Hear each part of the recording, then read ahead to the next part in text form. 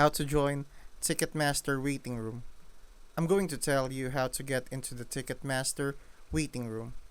First, know when the sale starts. Ticketmaster usually opens the waiting room 10 to 15 minutes before tickets go live.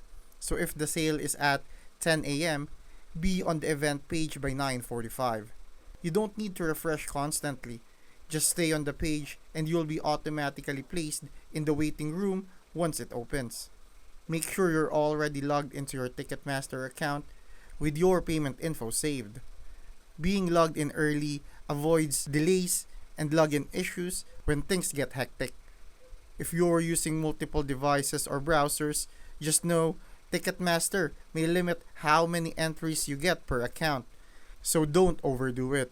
Once the sale officially begins, the system moves people from the waiting room into the queue randomly. So it's not about who clicks first, but who's already in there.